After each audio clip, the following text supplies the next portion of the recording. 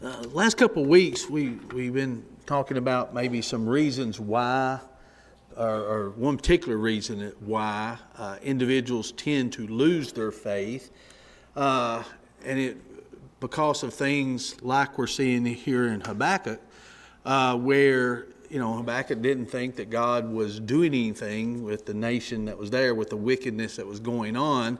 So he was complaining about that. He was disturbed about that. He couldn't understand that. And he was struggling with it, I believe. And then we talked about last week God's answer. And God's answer to that was, okay, what I'm going to do is I'm going to rise up this nation, Babylonians, and I'm going to have them come over and take over.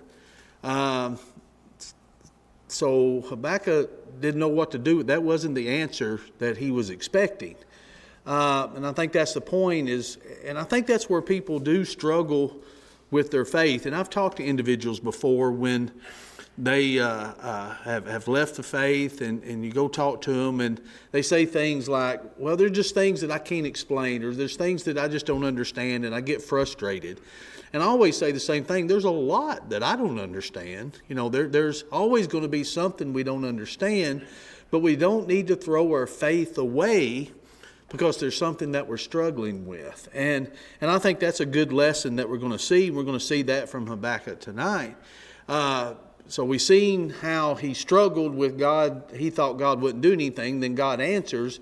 And then tonight we're going to see how he actually dealt with that answer and maybe how we can do the same. And we're going to look starting in verse 12. It says, "Are you not from everlasting?" This is Habakkuk talking. "O Lord my God, my Holy One, we shall not die, O Lord. You have appointed them for judgment. O rock, you have marked them for correction. You are purer eyes than to behold evil, and cannot look on wickedness. Why do you look on those who deal treacherously, and hold your tongue when the wicked devours a person more righteous than he? Why do you make men like fish of the sea, like creeping things that have no ruler over them?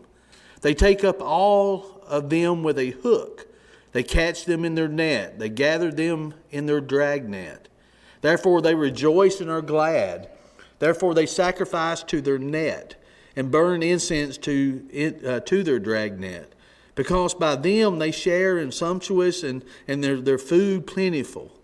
Shall they therefore empty their net, continue to slay nations without pity? I will stand my watch and set myself on the rampart, and watch to see what he will say to me, and what I will answer when I am corrected." So first, I think we see his reaction that he has in this answered prayer of his is confusion,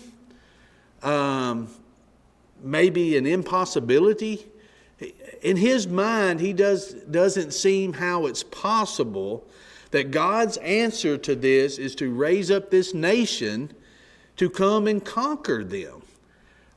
This isn't even in his thinking. He doesn't understand this as even a possibility. And see, I think this is where this gets us, is when there's something not only that we don't understand, but it's not even in our realm of possibility. We didn't even consider that we really struggle. We really struggle on what we're actually seeing, God doing. And I think it's kind of, well, it's not kind of, it's pretty intriguing. Think about it. Have you ever prayed for this country, United States? I've heard that prayer from up here at the pulpit, praying for our country, praying for our leaders, praying that we will turn back on the right path. Again, what if that answer is, I'm going to raise up a nation to come and conquer you? How would we take that answer? Would we say, that sounds like a good idea, I can't wait for that to happen? I mean, what if he was to say, I'm going to raise up China and China is going to come and devour you? That's what I'm going to do. Or some country we've never heard of before. I'm going to raise this country up. They're ruthless. They're unrighteous. It names all these things that he told Habakkuk that the nation he's raising up is. He says, this is what that nation's like, and I'm sending them to bring judgment on your country. That's got to be hard. You know, when we think, what do we actually think? If we want this nation to turn, in our minds, what do we think what should happen? That everybody's just going to come to their senses all at once and say, we're going to sing Kumbaya around the White House. You know, and everybody's going to get along. Really, what do we think God's going to do to bring judgment on us, to correct us? Nothing bad. Yeah, not nothing bad, I wouldn't think. You're going to need something to cross the foot, which will be something bad or tensions rising. Yeah. Think about it from a parent standpoint, or when you was a kid. Do you ever want your parents to get into the middle of a dispute that you're having with your siblings and correct it? Do they ever correct it the way you think it ought to go? You know, you go to your parents, my sister or my brother, they're not sharing this toy. We're not playing with this toy right. We're not, they're not doing that right. And what's the parents say? Okay, I'm taking the toy away from you. Both of you go to your rooms. Is that what you wanted to happen? What did we want to happen? We wanted our parents to take the toy away from their sibling and give to us and say, let them play with it. Parents should have used Solomon with the 2 moms and the baby and cut it in half. Yeah. It's just what or it could be how I used to do when my kids would come to me. A lot of times I didn't want justice. I wanted quiet. So as long as I could get quiet, that's what I want. I don't need you explaining to me what happened. I don't need to, here's a Kleenex, clean up the blood. I just want quiet. That's what we want sometimes. But here, Habakkuk is not getting the answer. God's saying, here's how this is going to be corrected. You think I wasn't working? I was always working. This was always the plan. I had someone say to me just yesterday, they were talking about some situations. They were talking about sin. And they said, if we'd never, sinned from the beginning of the garden, this world would be a different place. And I said, yeah, it would. It would be a different place. And I said, but God always knew that, and He's always planned. They said, no, God didn't know that. It happened in the garden, so God made a way for it after that. And I said, what do you mean God didn't know it? There's nothing we can tell God that He doesn't know. God doesn't learn anything from us. God, as the Bible says, God provided a way for us before He ever created us. So it's not like sin popped up in the garden. God was like, well, I didn't know that was going to happen. God has a plan to work things out. Now, we did classes on this. Can we say, well, that was God's purpose? God can use whatever He needs to use, and here He can use unrighteous people to do righteous things, but that's not what Habakkuk thought. And I've kind of thought about that, put it in my own situation.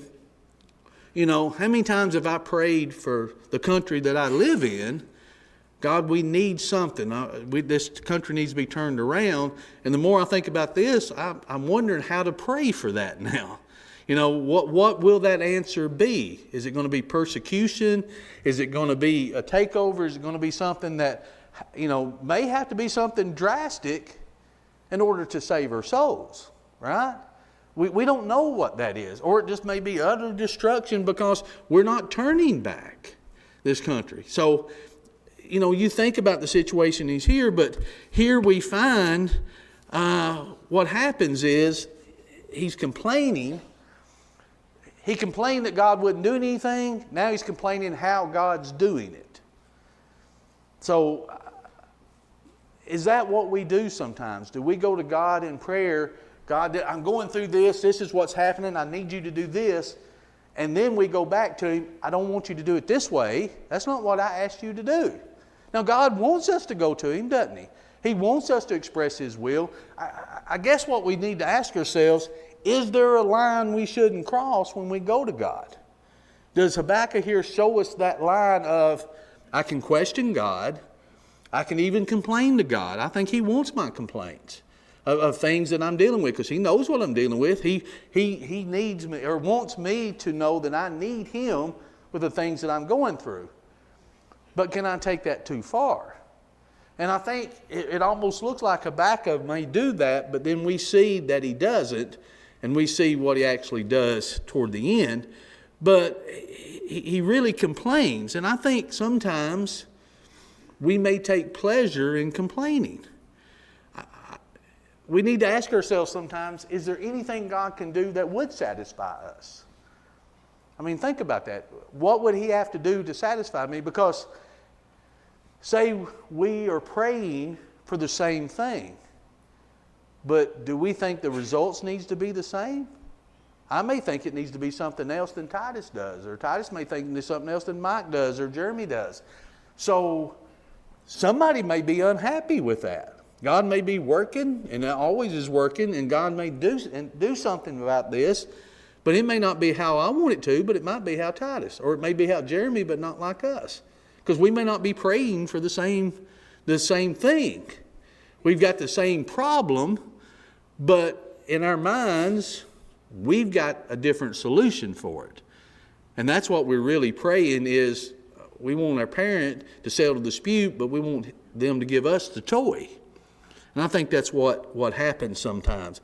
Notice what Jeremiah says.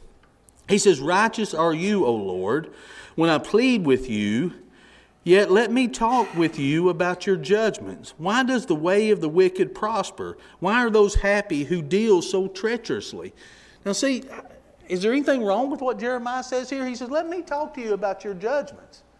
Let me talk to you about what I'm seeing. Why does the way of the wicked prosper? Why do those who deal treacherously, why do they seem so happy? He's not understanding this. He's asking God this. Let me talk to you about what I'm seeing. Let me talk to you about what I think you're doing, or I see that you're doing.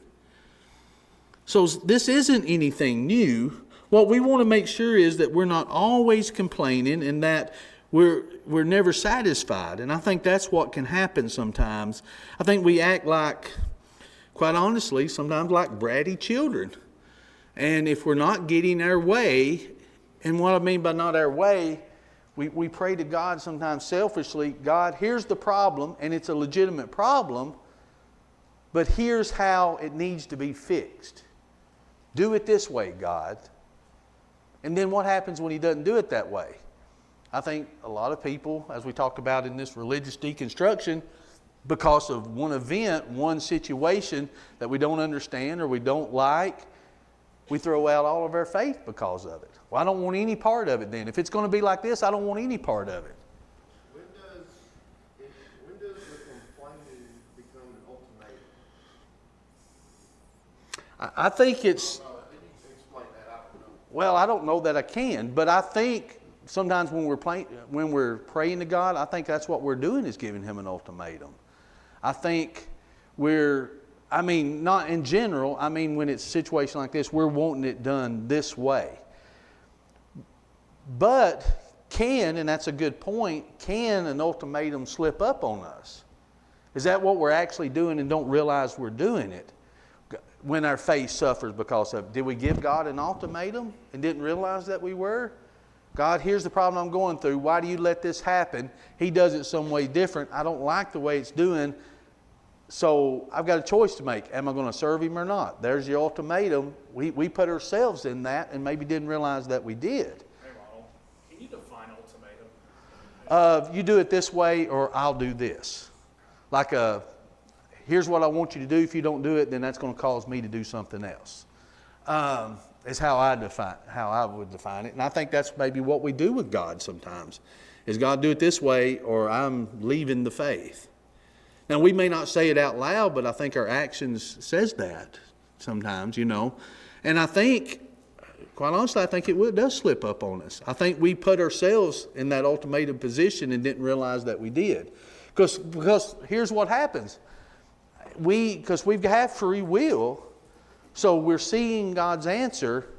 We've got to decide, what am I going to do with that answer? Say I don't like the answer. Say I don't like... We're faced with this a lot. Did you notice how the church is set up? Do you think elders make decisions that the whole congregation likes? and understands, it's all right. Carl won't get mad. I think he's the only one in here tonight. He won't get mad if you say yes or no, will you? I mean, think about it. I'm being serious. I think about this a lot, because there's times that I've gone to an eldership and said, this or this about a decision that was made, and I learned a couple things. One, I didn't have all the facts, and two, I wasn't supposed to have all the facts, because it may have been a matter that had to be decided for the whole, not just for me. And there may be things that had to be decided that wasn't a public nature. So there's things that needs to be done. So here's where the ultimatum comes. What do we do in those situations? Do we trust? Still have faith in them? Still have, you see what I'm saying? I think that's the same thing we do with God sometimes. We may not have, and most of the time we don't, all the information we need to make a rational, justifying, righteous decision. Because we don't have all the facts. We don't see all the big picture, but God does. So one, how can I really question Him? Because He does have it all, right? So, we get in these situations in our faith, in even the everyday aspects of our faith, the praying part, the living part. We get in these situations where, what am I going to do? Am I going to throw my whole faith out because of this? Or am I going to try to understand it? Or can I move past it knowing that maybe I'm not supposed to understand this particular thing? And I think that can happen too. I think, kind of going back to where that line is, you mentioned this a lot, Ronald, about, in a marriage, there's certain things that are just never on the table. Divorce because we don't get along, or because we have a disagreement, or because I'm mad, because that's just not even on the table. And I think sometimes it's good for us in our relationship with God to put things like that on the table, knowing, hey, no matter what happens, whether I get my way or not, I'm going to serve God. And I think if we have that on the table, God knows that that's in our heart, then I think you can see things like Habakkuk and Jeremiah and the Psalms and others, or even in Revelation, those that are under the altar, that are in paradise, seemingly asking God, how long are you going to wait until you judge the wicked on the earth? I think as long as there's an understanding that we're not going to forsake God, that's on the table, we have to keep that in mind, whether it comes to an eldership or God or a marriage. When we reach that wall where we go, okay, here we are, it's like what you're saying. We have to make that decision. Well, I'm just going to submit to this truth that I may not feel or I may not believe. Right. I'm going to submit to it. And that's a good point. And that's how the best marriages are. I should say relationships in general, is where if we realize I can be honest, I can be open, I can be open with what's going on, and know this is not going to happen. So just like with God, my faith is not going to waver, but I'm still going to go to God with my concerns. Would that make that relationship better? Of course it would, on my part anyway, because God's relationship is going to be what it is. I mean, He's going to love me. It's based on the conditions that He's given me. But I don't put myself in these ultimatums to where, okay, I'll follow you if you do this, this, and this. No, I follow Him and trust Him because He's God. I'm looking at His nature. I'm looking at His character. I'm looking at who He is, what He's able to do, not what I'm requiring of Him, And I really don't think we do it on purpose. And I can only speak for myself. I don't think I go to God and say, listen here, God, it's going to be this way or the highway. I'm gone. But I could honestly say I think I've prayed at times and got discouraged because it didn't happen the way I thought it should happen. There's certain ways that I think things should happen, and it didn't happen that way. And you go through a struggle period of, okay, what do I do with this now? But as we see this with Jeremiah, we see a couple things. If you look back in verse 13, he says, why do you look on those who deal treacherously and hold your tongue when the wicked devours a person more righteous than he? Now, again, he's complaining about what God is doing, but if you remember back in verse 5, he says, look among the nations and watch, but be utterly astounded. Notice what God says, for I will work a work in the days which you would not believe, though it were told to you. Here's the thing. he's praying to God. He wasn't happy that he wouldn't do anything. He's not happy now because he is doing anything, because he fully don't understand. He's in disbelief of what God said he's going to do. But to his credit, God told him what? You're not going to believe this. You're not going to understand it. You're going to be astounded by what I'm doing. I think God was preparing him for his answer on, you're not going to understand this. You're not going to believe it when I tell you, but this is still what I'm doing. So God expected him and knew he wasn't going to believe it. Habakkuk is struggling with not believing it. So again, what is he doing? I think all of this is to help Habakkuk's faith too. Is what's he going to do with this answer? What's he going to do with this message that he's going to have to give the people? And we're seeing what he's having to do. This reminded me of something. If you look in Matthew 16 and 22, then Peter took him aside, talking about Jesus, and began to rebuke him, saying, "Far be it from you, Lord, that this should not happen to you." What is Peter saying this about? You remember what Jesus just got through telling him was going to happen? He's going to die. I'm going to go. Here's what's going to happen to me. They're going to crucify. I'm going to die. And Peter takes him aside and tells him what? No, that's not what's going to happen. I mean, really think about, one, the boldness of Peter. Who does he think he's talking to? If Jesus told him this is going to happen, it's going to happen. So why is Peter questioning it and saying, no, this isn't what's going to happen? Why do you think he's doing that? Is Peter just that arrogant to say, no, you're crazy, you don't know what you're talking about, that's not going to happen? You think that's what his attitude is? I don't think it's that. I think now Peter's a pretty bold individual, but I think it's the fact of, no, this couldn't possibly what's going to happen. You're the Messiah. You're coming, and I think him, like the other apostles or disciples here, are still thinking about this earthly takeover of everything. You know, you're the Messiah. You come, it's time to do away with Rome, and then we're free. And they're still trying to wrestle all this in their minds. And so he's telling Jesus, so what you're telling me is you're going to die. No, that can't be what's going to happen. That's not on his radar. That's not on what Peter is thinking how this should go. But that is how it was going to go. So Peter's got disbelief. Peter's rebuking the Lord, saying, no, that's not going to. And that's really what Habakkuk is doing here, saying, no, that's out there. That's far-fetched. I don't believe that. I don't believe that's truly what you think the answer is. And Jesus dying, I truly don't think that's what you think the answer is. So again, this is nothing new, but it is something that we struggle. And here's what it comes down to. All because we don't understand. And I think that's one of the hardest things for us to admit is we don't understand. You know, I don't like to admit I don't understand. I always told my kids, anytime they ask me something, my grandkids, I've got an answer. It may be a long answer to where I just wear them down to where they forget what they asked me, but I'll tell them something. You know, I don't want to sit there and say, well, I don't know. I'll say, well, let me tell you. Well, I can do that with some of them. There's a couple I can't do that with. They correct me too much and say, nope, that's not it. Here's the answer. But, you know, we don't like to admit we don't have the answer to it. We don't like to admit we don't understand. And then what happens is then we start questioning our faith is, well, shouldn't I understand this? Shouldn't this be something that I understand? And how come I'm not understanding this? Or how come I'm not wanting to accept this? But remember back again in verse 13. You are purer eyes than to behold evil. Notice what he's saying. And cannot look on wickedness. He's talking about God's character. You're pure of eyes that can... I mean, you can't even look on wickedness. And he says, here's what's going to happen.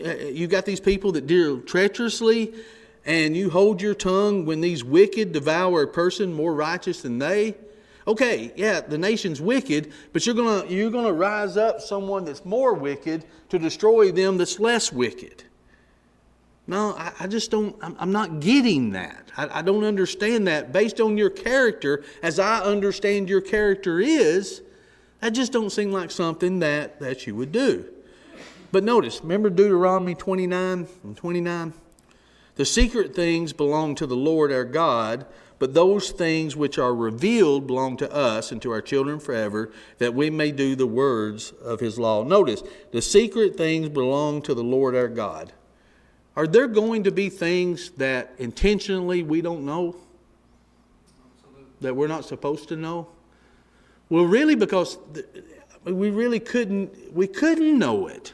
There's no way we can know it. There's no way Habakkuk could have known in his mind, okay, this group of people over here that's really not on the radar at all right now, he's going to rise them up, they're going to come over and devour us. But we're God's chosen nation. We're supposed to be these great ones. How in the world would God have somebody come and destroy us? It's just like the disciples. When they're showing him the temple and he says there's not going to be one stone left unturned. That's not going to happen. That's why people, remember in the end of Matthew 23 and in Matthew 24, where even people today get so confused, they can't distinguish between the destruction of Jerusalem and the end of time. Well, the disciples had the same problem because they couldn't fathom time going on without the temple. They couldn't fathom that was going to happen. That wasn't even in their register. They were proud of these, but that wasn't even in their as it was their wheelhouse there. And Jesus saying, this is going to be torn down. That's what's going to happen. And they were in disbelief. Again, that's what we're seeing here. But there's some things that I think are just meant for us not to understand. But again, what do we do with that not understanding? Well, look in Habakkuk 2:1. I will stand my watch and set myself on the rampart, and watch to see what he will say to me, and what I will answer when I am corrected. Now think about what he's saying here. I will stand and watch. I'm going to set myself up here, and I'm going to watch this on here. And he said, I'll watch and see what he's going to say to me. He said, what God's going to say to me. And then he said, what I will answer when he corrects me. See, Habakkuk already knew he was going to need to be corrected. He already knew that his understanding, his thought process of what he thought it should be, he said, God's going to set me straight on this. He expected it. He wanted it. And I think he's even understanding that he needed it. Because he can't understand this. Now he knows it's going to happen. And he said, I'm going to wait and see what God says to me and what's going to happen when he corrects me. Because I don't understand this and I'm going to need some correcting on this. And I think that's the attitude we should have. We're going to need some correcting. We're going to need some correcting when things aren't going our way. I mean, think about it. There's a lot of times we have our life planned out. Does our life ever work like it's planned out? To a T? I could remember doing some premarital counseling with a couple. They were really young. And they had all the way to their grandchildren planned out of what they were going to do financially, what they were going to do be at spiritually, where they were going to be at in their life. I mean, they had it planned out to the T. And I said, that's wonderful. That's great. I pray that happens that way for you. But what if it doesn't? What if it doesn't happen that way? Is your marriage still going to be strong? Is your faith still going to be strong? I mean, plan out, yeah, prepare. Do everything you possibly can, but what happens when it doesn't? That's when it counts, isn't it? What if your marriage isn't exactly like you pictured in your mind it was going to be? You going to throw your marriage out? What happens if the Christian life wasn't exactly like you thought it should be? You going to throw it out? I mean, think about it. What about all those parents before they had kids said, my kid will never, and then your kid does? What are you going to do? Wish you had never said it? Be careful what you say. You see, everything doesn't work out exactly like it should. You have your whole life planned out and, we're going to do this and we're going to live till we're 100 years old. What happens when it doesn't? See, that's the thing. That's the pivotal moment, is when it especially comes to our faith, when things aren't working out like we think it should, what does that do to us then? Does it make us stronger, or do we just give up and do we just throw it out? I don't want any part of this. This is awful. It didn't turn out like I thought it should. It's not happening that way. And maybe your life is turning out exactly like you've always planned it. Mine didn't. I'm not saying it turned out bad, but it sort of turned out different in a lot of different ways. There's things that I thought that I would have been doing that I didn't do. You know, my life, my decisions changed, especially when I had kids. You know, things change. You know, I need to be doing this now. I've got more things to worry about, you know, more people depending on me now, so my choices and things need to change. So, you know, it doesn't always turn out the way that it should. But here's the thing, and I don't know that I may have put it on there because I didn't know if we'd get this far. But look in Habakkuk 2 and verse 3. Notice this part. Then the Lord answered me and said, write the vision and make it plain on tablets, that he may run who reads it. For the vision is yet for an appointed time, but at the end it will speak and it will not lie. Though it tarries, wait for it, because it will surely come, it will not tarry. Look at verse 4. Behold the proud, his soul is not upright in him, but the just shall live by his faith. So God is telling him two things here. God is telling him, one, basically, you put this on a billboard. You put what I'm telling you on a billboard. You let everybody see it who goes by. Everybody needs to see and know what's going to happen. And how they receive that is going to really determine how they are. If they're proud and trust in themselves, they're not going to receive this well. But if they're living by faith, notice, behold the proud, his soul is not upright in him, but the just shall live by his faith. So is my faith based on God and who he is, or based on the answers I get from God? Because there's a big difference in that, isn't there? If my faith is only based on answers that I get, and if I get them like I like them, is my faith really what it is? Do I trust in God, or do I trust in myself? Am I trusting in myself that I know what's best? Am I too proud to admit I don't know what the best thing is? And God, if you say this is it, then this is the best thing, even if it may be hard on me. Even if it may mean that I go through something, but I know it's for... think about why God does things. I look at it two reasons. One, it would be either for punishment or for my benefit, and both of them may be the same. You know, it may be things that I've done that need to be corrected. Or there may be things that need to happen for my benefit to build up my faith, because it's not where it needs to be yet. I may have been trusting in myself. I may have been too proud and trusting in what I think it ought to be based on what God's answer is. And if that's what it is, yeah, I'd throw out my faith if I come to something that I don't understand. My faith, it's not built on anything. It's not built on that trust in God. You know, John talked about this a lot Sunday morning, about waiting on the Lord and about all the struggles that Job went through when Job didn't possibly and couldn't possibly understand why he was going through what he was going through. But he hung in there, didn't he?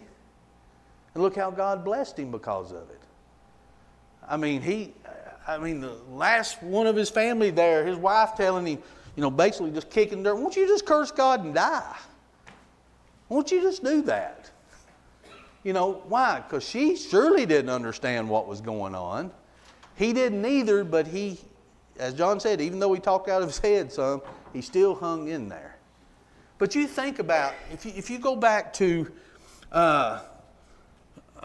just look in Romans. Let's look at a few verses. I think I put them up. For in the righteous, notice what Paul said, for in the righteous of God is revealed from faith to faith, as it is written, the just shall live by faith. You think he got that from here in Habakkuk? Notice what he's saying. For in it, the righteousness of God is revealed. He's seeing the righteousness of God here, isn't he? As it is written, the just shall live by faith. Notice also in Galatians what else Paul said. But that no one is justified by the law in the sight of God is evident, for the just shall live by faith, he says. Did I put another one up there? I think I did. Yeah, put Hebrews. Yeah, 10:38. Now the just shall live by faith, but if anyone draws back, my soul has no pleasure in him. Notice, if anyone draws back, am I going to throw my faith away? You can go to Hebrews 11. And I like how it ends here, and sometimes we don't tie them in together. You look at the end of Hebrews 10, of all that these individuals went through, and it talks about how if you draw back, you live by faith, but if you draw back, he has no pleasure in them. Then you go to Hebrews 11, look at Noah. Noah built an ark based on what? Faith. God said it's going to rain. Had Noah seen it do that before like that? No. He didn't understand everything about it, but God told him. Take Abraham in Hebrews 11. Abraham, leave your country, go into a far country that you don't know. Did he know everything about what was going to happen? He went on faith. And then God told him, here's the son that you're going to have. Oh, they laughed. That didn't seem like a possibility, but he had Isaac, and then he tells him to sacrifice him. Does that make any sense? Again, does it make any sense that the walls of Jericho is going to come down and here's how they're going to come down? That doesn't make any sense. Peter walking on the water. Remember, did I put that up there, what he told Peter? Did I get that far? Matthew? It's Mark 14, I think, and then, or Matthew, I can't remember now. But when Peter started to sink, what did Jesus tell him? O ye of little faith. It wasn't that he didn't have faith. Peter did something that seemed like an impossibility, and he got scared in the middle of it. Because he got to thinking and reasoning in his mind with all the storm and waves raging around him. I shouldn't be doing this. This shouldn't be possible. So again and again we see where God, and you know, you sometimes wonder, does God do these things on purpose to show us that He is God? You know, I can do far abundantly more than you can ask or think according to the power that's in you. Paul said in Romans 1:16, the power is God's Word. So as long as I stay true to God's Word and I trust in God's Word, that's where that power comes from. And I realize God can do exceedingly above more than I can ask or think. So when He does something more than I can think or that I don't understand, He's God. I'm the clay, He's the potter. He can do that, can't He? You know, why do you think when Elijah was going up against all the prophets of Baal, it wasn't just the sacrifice, it wasn't just burning up those things. They poured water on it, put trenches where water was running out of the trenches. He consumed it all. Why? To prove that He was God. He did far beyond what they even thought was possible. I mean, just think about over and over again the things that God has done. That individuals didn't understand it, but it's about trusting who God is. Isn't that what faith is? Faith is the substance of things hoped for and the evidence of things not seen. It's not blind faith. It's based on the evidence and the reasoning that we have about who God is. I don't have to understand everything He does. I just have to know He's God and that I'm His creation. I'm created in His image. If I'm serving Him, it's all going to be all right in the end. That's what we're looking for anyway, isn't it? So when we talk about, put it in terms of don't throw away your faith, you know, what are we going to do with God's answers when He answers? Don't let it be based on what the answer is. Let it be based on who God is. And then, actually, does it matter what the answer is? I mean, does it really matter how He does it? Now, it may seem like it because physically it may hurt some of it. But He's God. We may have to hurt a little for our benefit or someone else's benefit. He doesn't promise us that we're going to go through this life and everything's going to be great. But He promises He'll never leave us or forsake us, no matter what we're going through, as long as we're serving Him. So what more can we ask for? You know, who can we fear? If God's for us, who can be against us, right? You think, well, I tell you, whoever God raises up against us. But are they really against us? What is it really about? It's about our betterment, isn't it? It's about this is what's going to need to happen to do it. And I tell you, growing up, for me to be corrected, there's times I needed a whooping. A talking to wouldn't do it. A whooping would do it, right? So the answer for me to correct what I want my parents to do, just send me to my room. You know, if you just ground me to my room, oh, I'd really hate that, you know. No, I wouldn't have. But a whooping is what I would have not liked, but that's what I needed. So here's what we're seeing. God is doing something. God did answer. He didn't fully understand what the answer is, but he says, here's what I'm going to do. I'm going to wait for him to correct me when I'm wrong because of my understanding, but I'm still going to trust him. And I hope that's what we do when we're faced with these challenges.